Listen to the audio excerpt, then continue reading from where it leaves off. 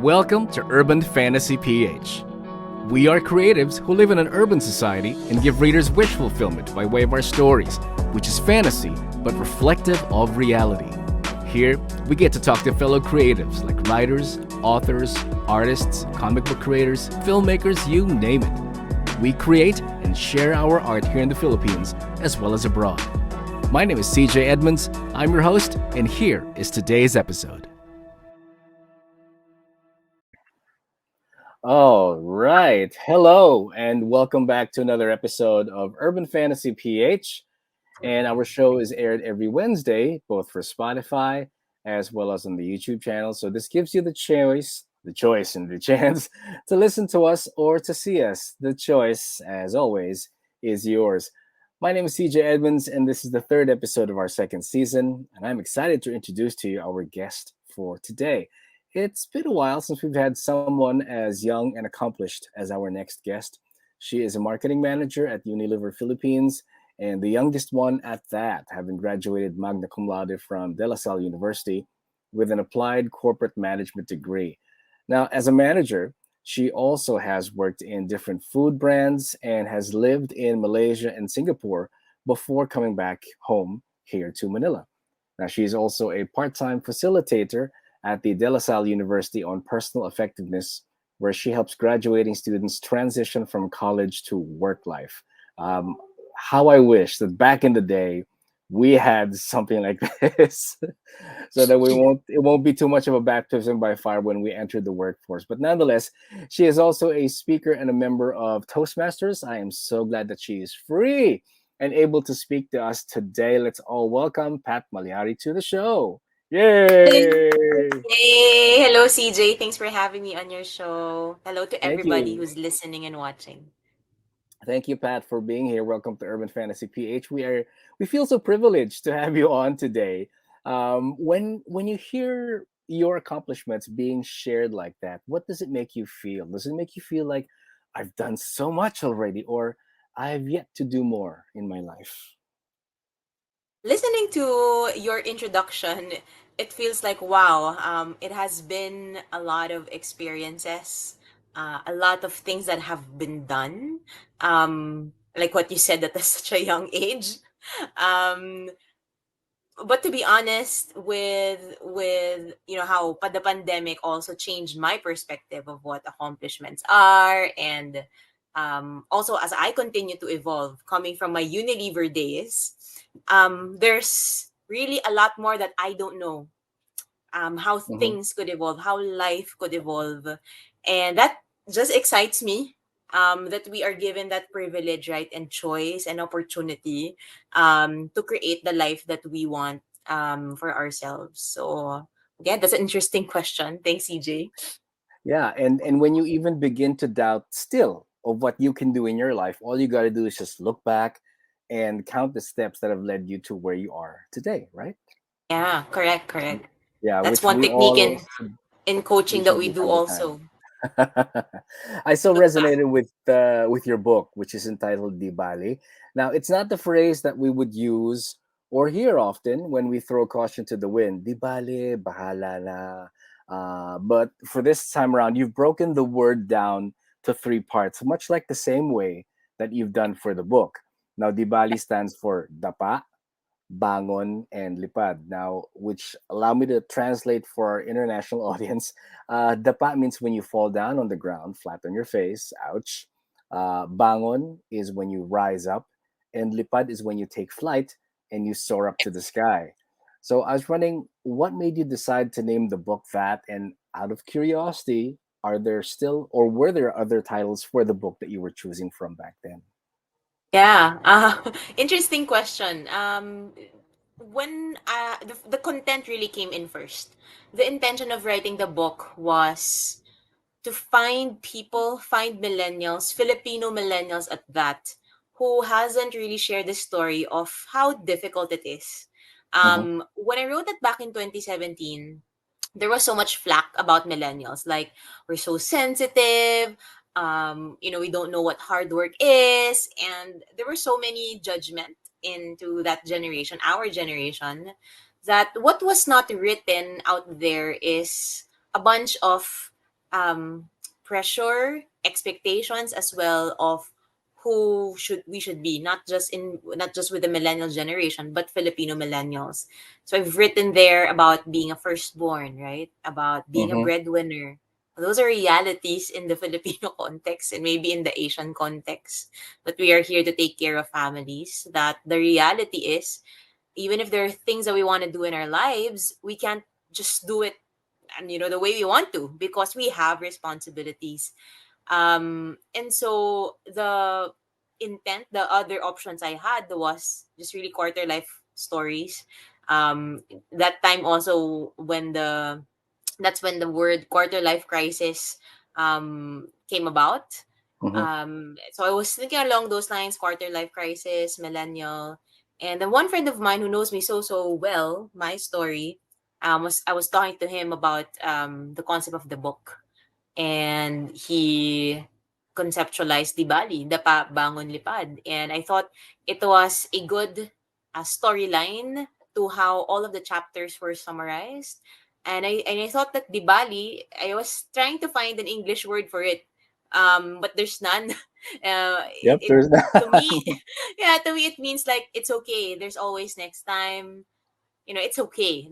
That's the closest that I can find. And to me, um having that mindset, right? It's okay even if you're in that dapa or tripping down or falling down on your face. It's okay. You can still get up. You can still Mm-hmm. bangon, right? And Right. it's okay that it's a process, because you can still fly. And having that faith and belief at the onset really sustained me throughout those different stages. And so I thought, like, okay, perfect. Thank you, my friend. Let's use that as a title of the book. It's as simple as that, really. Great, great. I like it that you said that it was a process, and sometimes people forget that. I mean, people forget na. We always tell people, oh, when you fall down, you rise up again. You pick yourself up, but the way people pick themselves up will not be the same from one person to another. And Correct. so sometimes you also have to remember that some people can do that overnight. Lucky for them, they have the genes to do that, and also the mindset. Sometimes it'll take people for quite a while, longer than most. But nonetheless, the important thing is, and I'm sure you agree, that at least once you fall down, you have to get back up. You cannot stay down on the ground forever. Mm. Great. Yeah. Um, I like that you pointed out, CJ, that everybody has their own way of picking themselves up. Hmm. Um, Especially with how accessible social media is. There's so much pressure, really. And just comparing yourself with another person in social media will make you feel down sometimes. Make you And go crazy. go crazy, right? And that's what we forget, right? We have our own process, we have our own timing, we have our own stories even to tell. Hmm. Um, Hmm. and so even with this book, like, I've encouraged also some other friends of mine to write their own stories, because it's also healing for me when I wrote the book. Hmm. I've discovered how I was also craving for a father's love during that time, because as a breadwinner, as a firstborn in a Filipino family, you're expected to get everything together. Um, you know, be able to contribute to the family right away after you graduate. No questions on what you really want to do in life, what's your purpose. Like, those are no topics that they don't care, right?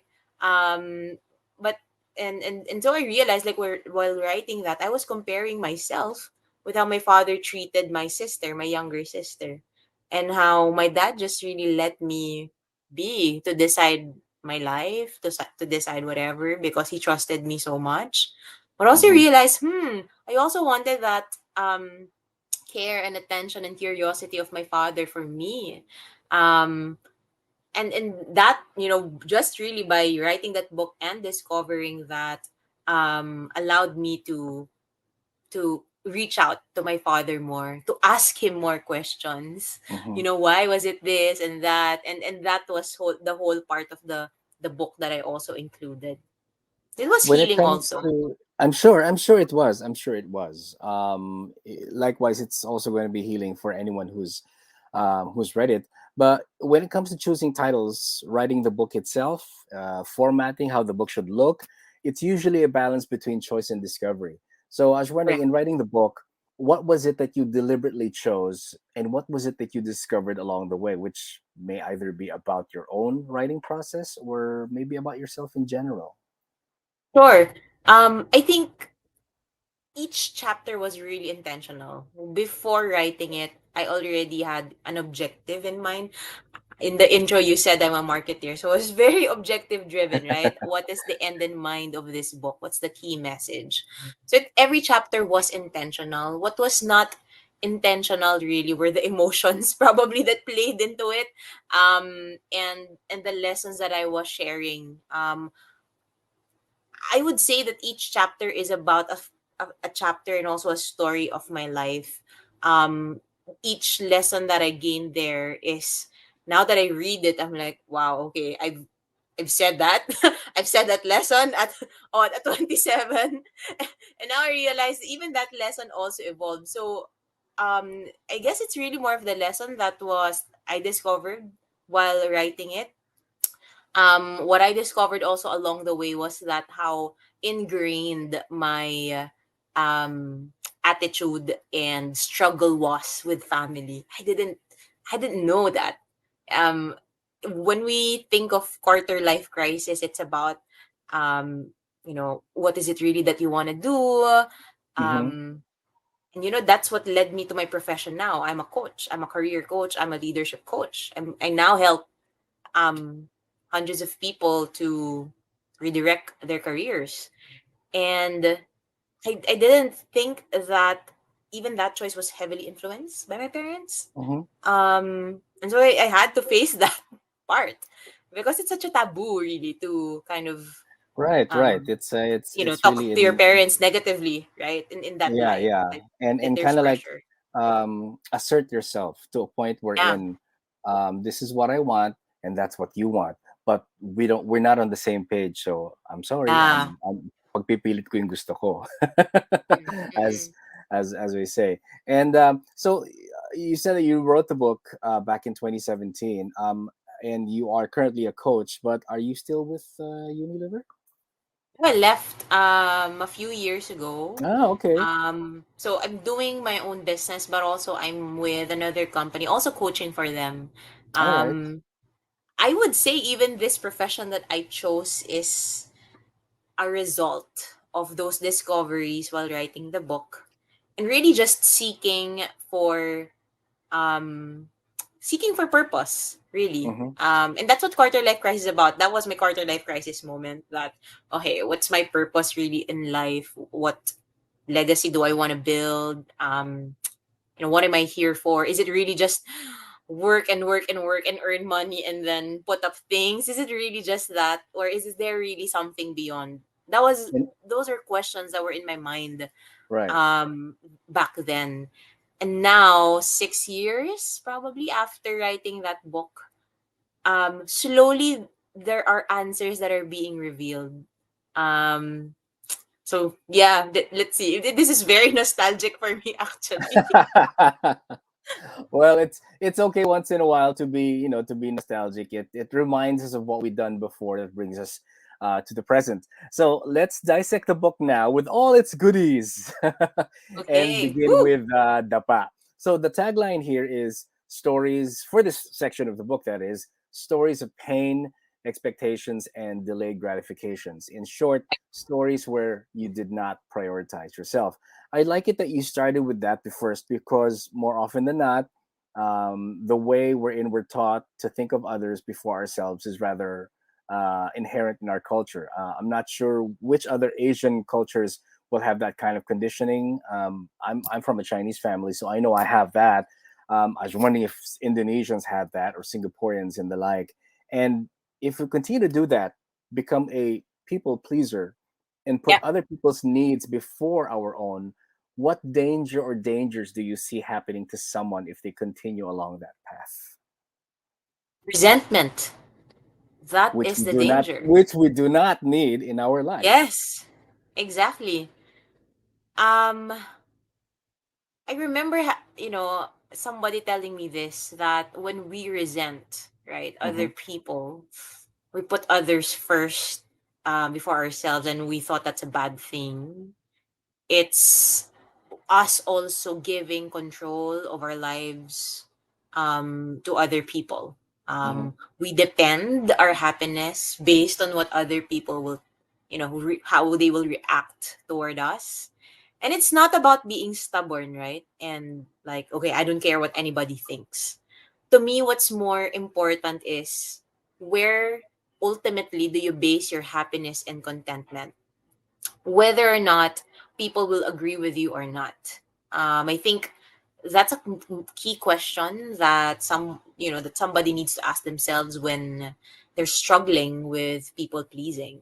Is that Hmm. really more important for you than what God wants you to do? Really, and to me, I started the book with that because I'm a realist, very realist. I know I'm a coach, and it's all about positivity and moving forward. But I realized that for us to get there, we also need to face realities of now. Hmm. What is it that we need to face first? The fears, the dark caves, that is in there, before we get into the light, or um, where we want to go. So yeah, I love being grounded with what's real, and um, what's true, and it is by honoring that truth now, today, that we can find areas how to move forward, right? Otherwise, a Right. dream or an aspiration just becomes a I don't know, like a good memory or a good idea, but never knowing where to start. Right. Do you feel that it's okay to have expectations, and when is it not okay for you to have expectations? Expectations. What do you mean by expectations in this? I guess expectations in the sense that if you go through or if you embark in a situation that is of uh, maybe other people's choosing, in the sense that, okay, sige, pagbibigyan kita this time around because you're my parent, or I will let this slide because perhaps you're older than me and that you know better, and maybe along the lines I would be proven wrong.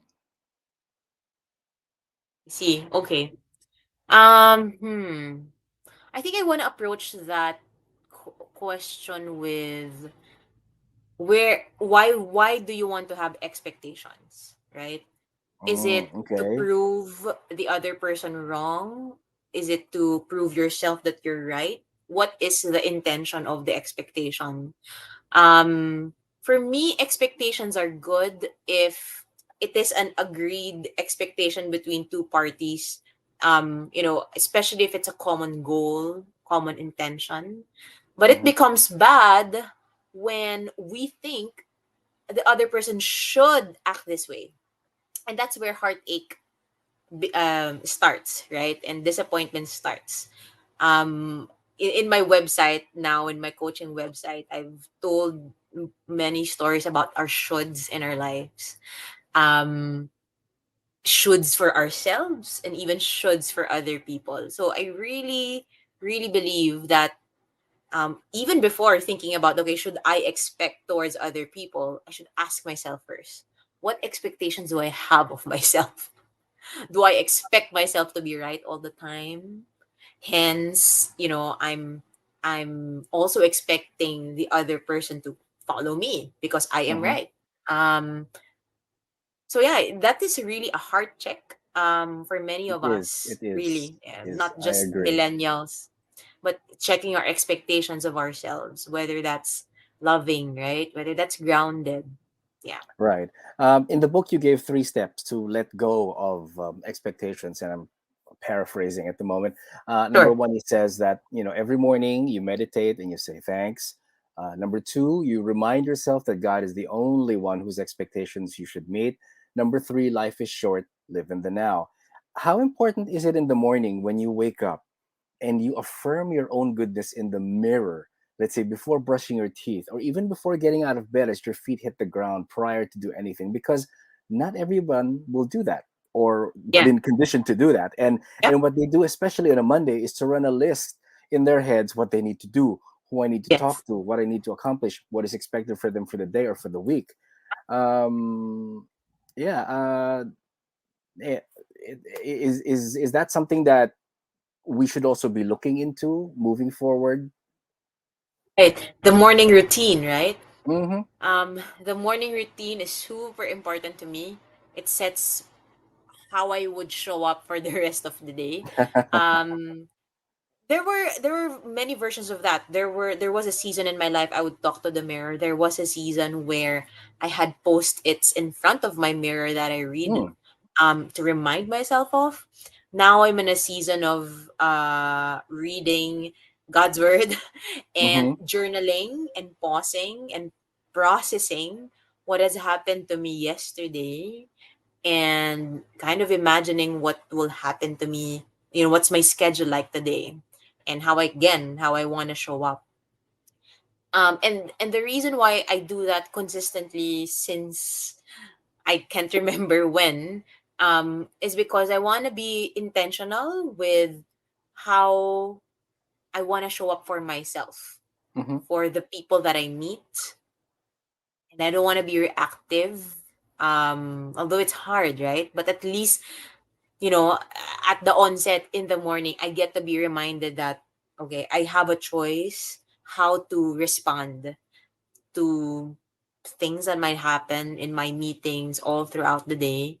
That's one. And number two, really recognizing that this is quite ironic, right? Intentional, but also number two, I'm not in control of everything.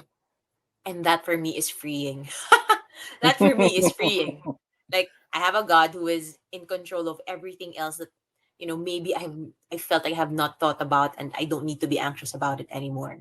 Mm-hmm. So Mm-hmm. to me, I like those are it that the you two. I like it that you word it that way because some people, or if not most people, will always set themselves and as you said earlier on, there are shoulds and should nots and coulds and could nots. But and at the same time, because you know that or you've conditioned yourself that I should be doing this, you are the sole person in control of everything, Exactly. and freeing yourself up from that kind of mentality, yes, it is freeing, and it does, and lighten the burden. And if Exactly. and if people have not tried doing that, I suggest that you do. Because Yes. Yes. It humbles you. yeah, The, yeah, the I the mean, past few years really also humbled me in that sense, right? I'm sure people would have their own reasons and chapters in their lives that humbled them, so they can draw from that.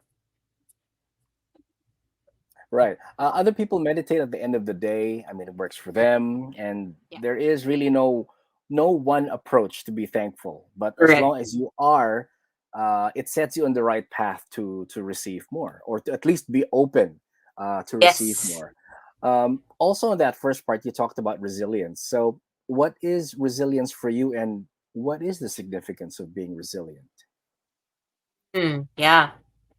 To me, resilience is focusing our gaze on what's positive, what's possible, and not on the messiness of the situation today. Mm-hmm. It's not about escaping, right? The mess of today, but you are working in it, you are in it, but your vision, your mind is focused on, okay, what it would look like at the other end, right? Um when things get better. I feel like resilience is closely knit with faith in a way. Because that's where you draw your strength. If you don't Mm-hmm. you don't have hope, you don't have faith, you will never be resilient. You can be resilient, but just for the purpose of survival, maybe, and that's about it, Right. And right? surviving is not living. Yep, exactly. Surviving is not living. So it's not resilient here. When I say resilient, it's not just about enduring for the sake of or tolerating, but really being mindful of where am I going with this? What am I learning from, a challenging or messy situation today? Who am I becoming, right? In this. Right. Again, acknowledging that everything who we are is also a process. We are evolving too.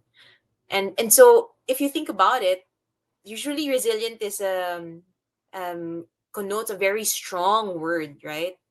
But to me, I see it more as a sense of being, how Mm-hmm. we show up, um, our attitude in the moment. And for me, I always say this to my clients that it is what matters. Who you become, the values you honor in the moment is what matters more than the accomplishment of getting out of your situation. Because those values you bring with you in the next situation, maybe, or next experience. Right. I agree. I agree. And one experience will always teach you something about yourself, and so that when another experience comes in, you're more than ready to handle it, Correct. or at least Correct. open enough to say that, okay, this is new, this is something I have not encountered before, but I at least will be open enough to see what this experience will teach me, so that I can use this for the next one. Yes. Yeah. Yes. And So. I just want to add that to Mhm. that, CJ. What you said exactly is also my basis when I decide on opportunities in my life. Whether that's work or other aspects. I think about what experience am I going to get there, Mhm. and can I take that experience with me to a bigger picture one day? So it's a good decision making question too. Yeah. Good. One experience will always be the teacher for another. Mhm. Let's move on to part two, which is Bangon. Now, the tagline for this part is stories about taking charge of your life despite having self doubt. So, did you ever doubt yourself that you were going to finish the book while you were writing it? Um, the doubt really was more of, can I actually launch it? Okay, Finishing it wasn't a question because I'm an achiever in my strengths finder. So whatever I started, I want to finish. I know that for that's myself. good. That's good. But whether to get it out there, that was my self doubt. It's like, are people really gonna buy this book? Will there people be interested in it? Those were the self doubts Hmm. that came in and when launching the book. But again, right, through God's grace and through um really just committing Having the myself faith. to Yeah. be in the process, Hmm. to do Hmm. it without thinking of whether people will buy it or not. That helped me to just do my part. Yeah, to sort of have this tunnel vision that you know that this is the goal at the end of the day. Yes, I will finish this, and yes, people will, will be interested at least, Yeah. to get a copy. In times of doubt whether you meet the deadline or not for the book with regards to marketing, what or who kept you going? Interestingly, it was the first people who bought the book were Hmm. parents. Ah, okay. Or parents of millennials who wanted to understand their children. Um initially I was intending for it for millennials because you want to find people who share the same sentiment as you and that they can relate. But as I marketed the book, I realized how also healing it is for parents Hmm. to know their children more. And all the more then that was an angle that I took.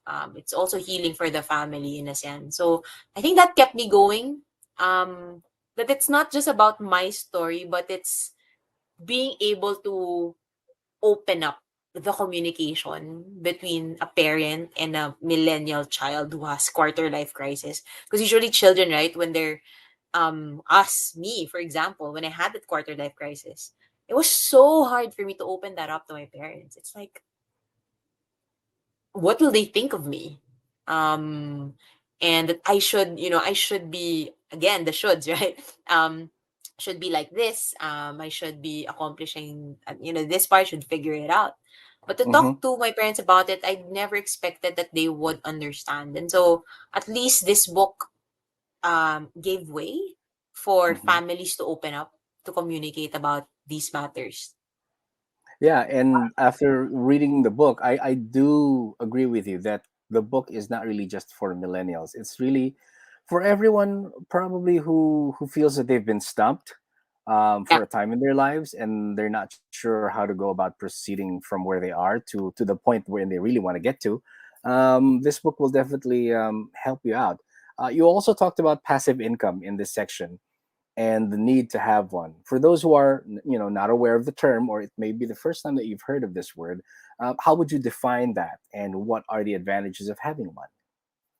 Passive income is you earning money without lifting a finger, or you as you don't need to work for it. It's not an active income, right? It's Mm-hmm. not like, for example, employment that you need to clock in to get paid.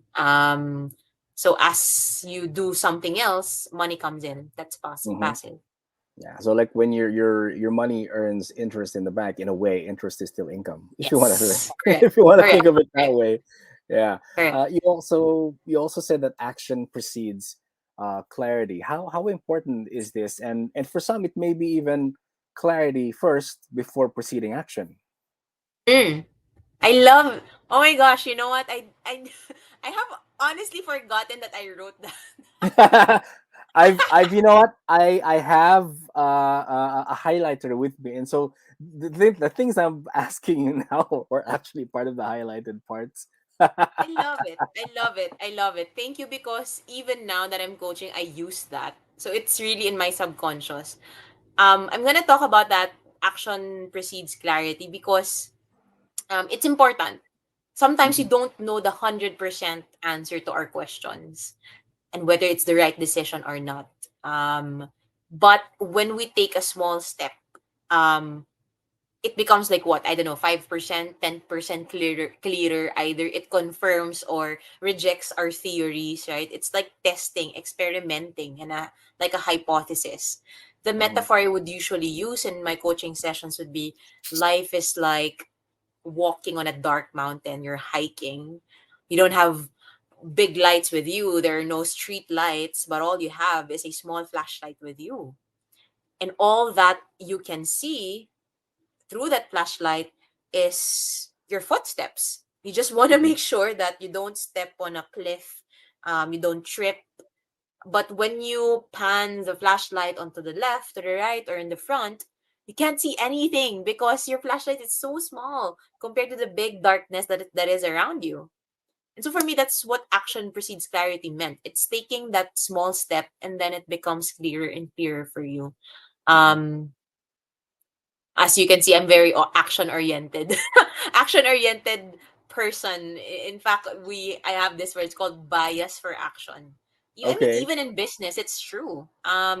We'll never be 100% sure whether, the effort we're doing is really the right thing. But as we act on our intentions, again, I will go back to that. What's your intention at Mhm. the end of the day? The clarity comes. Yeah, I like it. I like that you worded it and explained it that way. I'm sure you probably are not the only one who adopts that kind of thinking. Again, if you have not, then it will be better for you to start doing it today. Yep. Yeah, What are you waiting for? exactly. Looking back, I'm sure that you're thankful that you chose action over doubt when you took those offered posts for you in Singapore and Malaysia. How has living alone and working in a foreign country helped you find yourself? And what did you discover during those years that you are away from the country and family? Mm. That season was really something I enjoyed in my life. Um, Not just the freedom really to travel when I want, right? In a way, I was able to get out of the strictness of our home in the Philippines because I get to travel. But also, that's when I appreciated friends so much. Because I'm a big family person, as you would notice in the book. Yes. And my parents influence a lot of who I am. But living apart from them, not having any family in another country, um, it somehow forced me, right, Hmm. to build relationships with friends, with new people, with strangers. So I think that's one fruit that I got from that season, and really knowing them also as brother and sister, that not just a friend, but they could possibly my sibling. I mean, that's how I think about my friends from other countries. So now, like when they're coming to Manila, we would catch up during those times, and we've really established that close relationship. That's one. Mm-hmm. Second, I love that season because it gave me perspective about um not just about business, but also context of their Mm-hmm. cultures and us. I realize those are all Asian countries too. They're not as different as we are. And in terms of culture, in terms of family, in terms of um, you know, desires in life, we're not so different. Um, Right. and because of that, because Unilever is multinational, so I encounter a lot of foreigners in during those times. Um, it helped me to relate to other nationalities easier, um, and build relationships with them in a way. Not just to get things done, but really that curiosity to get to know them. I think those are the fruits, the relationships and the curiosity. I love it also that when you remind yourself and readers in the book that, quote unquote, your dreams are valid. As we move on to the third and last section of the book, which is called Lipad. Now, where do you think should validity come from first? Do you see validation from other people, or you should give that to yourself first before seeking it from others? Yeah, your dreams are valid. I said that because often, right, for people who have huge responsibilities at home, who feel like they can't afford to dream, they fail to recognize those dreams. I had a dream to speak, even writing a book, etc. Those things when I was a kid, but I didn't recognize them because I felt it was impractical. Like, how would I earn money from that? Mm-hmm. Because that's what's important to my parents, right? So I was thinking of problems that didn't even happen yet. Like, I felt like I didn't give myself a chance at all to try it, to take a stab on it. And I only did so what when I was 27, when I've already made choices back then that weren't aligned to it. Mm-hmm. And so that's why I encourage the readers to what was it, right? What were the dreams that you had back then that you felt you postponed for other people? I don't know, maybe that dream is still present today with you. You still want to pursue it, or maybe it has changed, right? But for me, the beauty of asking yourself that question is you also to get to discover the purpose of that dream. Why is it that you like that dream? What about it? Um, is it about being able to be an influence to other people for good? um what is it? And maybe that would link up with something new today. So yeah, I think that's the significance of recognizing your dreams. Because if you're solid with if you had self-awareness of why you had that dream, what's the impact that you want to make perhaps by pursuing that. um Whether people would say, okay, that's possible, and that's not, you have a foundational understanding of yourself, of Mm-hmm. your why you want to pursue it. And maybe, right, just maybe be flexible also with other people's suggestions how to go about it in today's context. I mean, now in today's context, we have this like podcasts and YouTube and these online shows that were pretty much not so present back then. Um, and so for me, it's not just the dreams per se of whatever profession or project, but the why behind those dreams. All right. You always have to remember the why, capital W, H Y. Correct. The why. One thing that you probably would agree on that hinders the process of validation is fear, fear that you would not be enough, fear that what you do won't live up to other people's expectations, or even fear that you will not finish what you set out to do Mm. because you ran out of steam, or you got bored while doing that in the middle. Any advice on how to overcome fear and how to find that inner courage? Wow.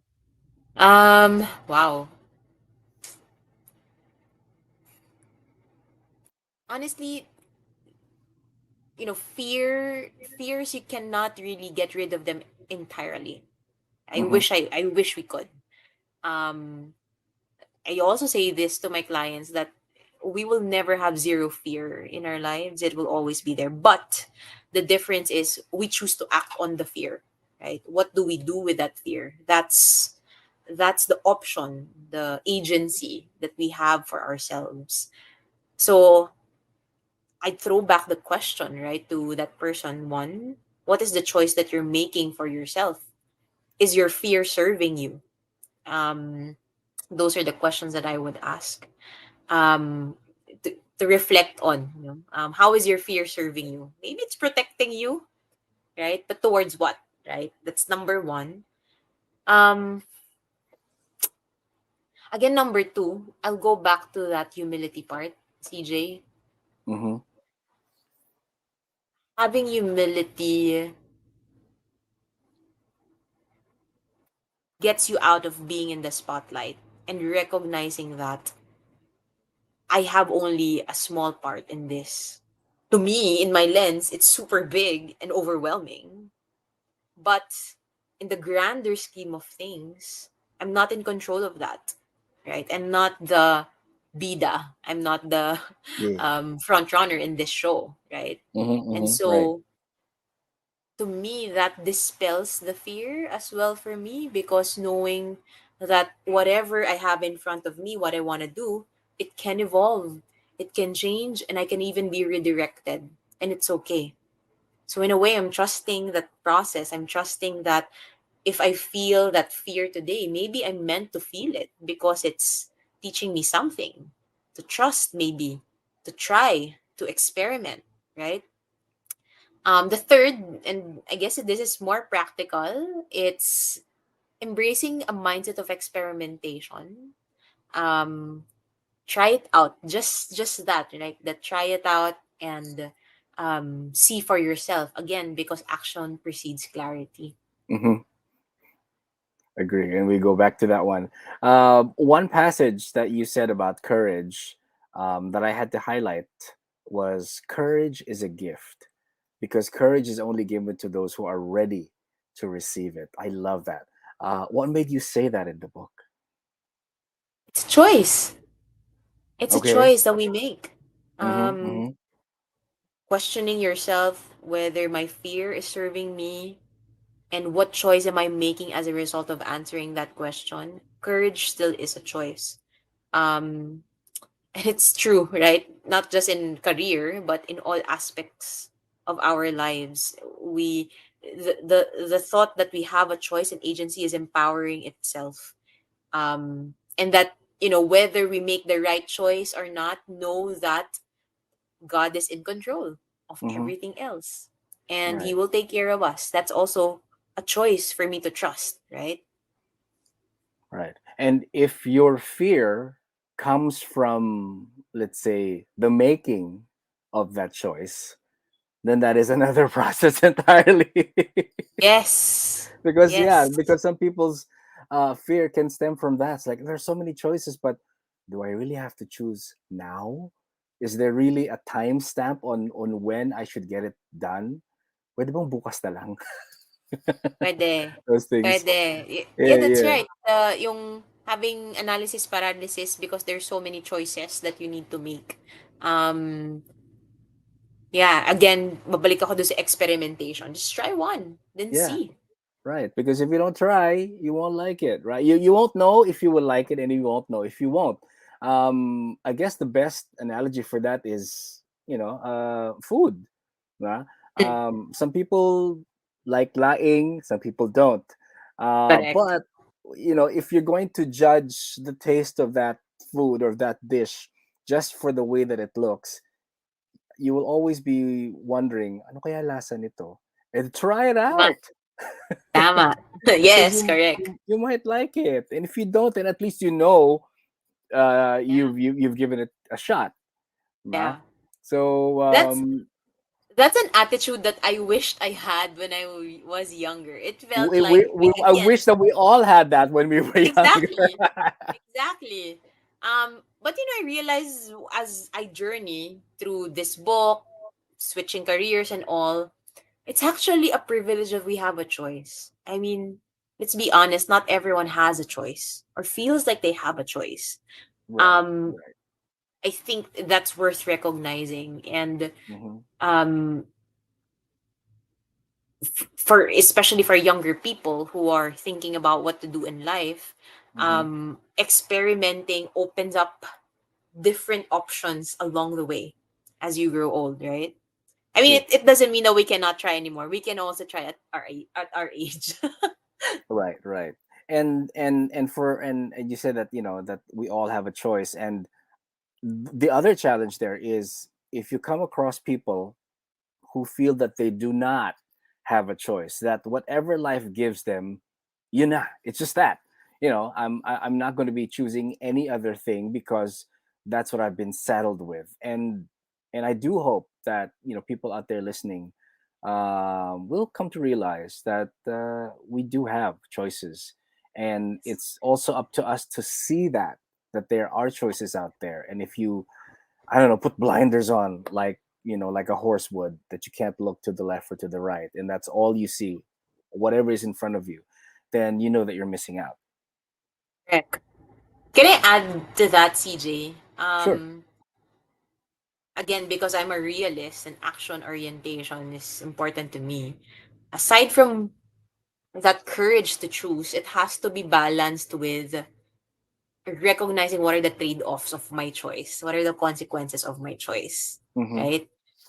To me, that's important because if you know the trade-off, you can ask yourself, am I willing to accept this trade-off, right? For example, you're a full-time employee, you want to start a passion project, a side hustle. What would that mean?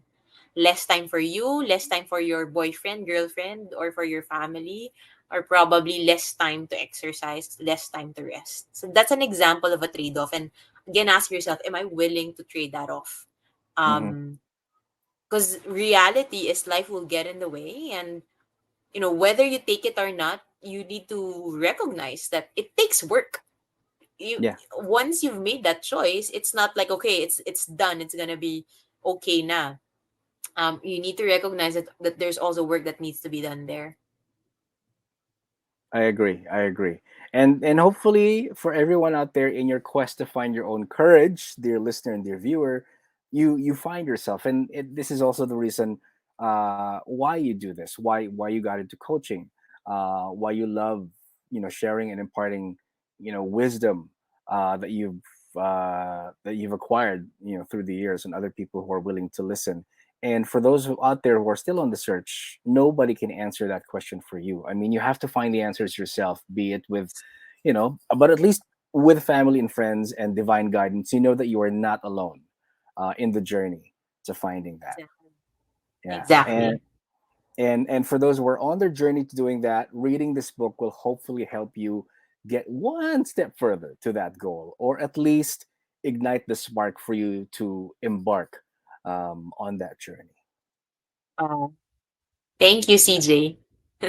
Most welcome, most welcome. We have some few quick questions about the writing process, and that's how we sort of like officially conclude our little episode for today. So I was wondering, any writing rituals before you sit down to write? Like some I people would, pray. you pray. Okay, that is the best ritual ever. Yeah. Um, do you play music, or do you light candles when you write? Piano. I do play the piano. Oh, nice, nice, nice, nice.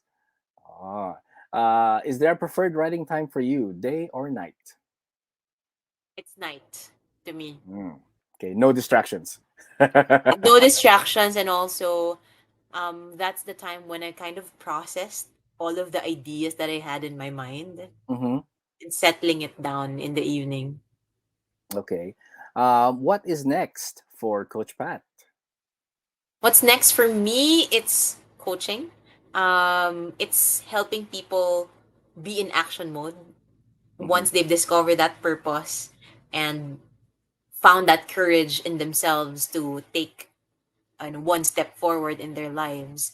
And so they could find me online. Purposecoaching.co is my website.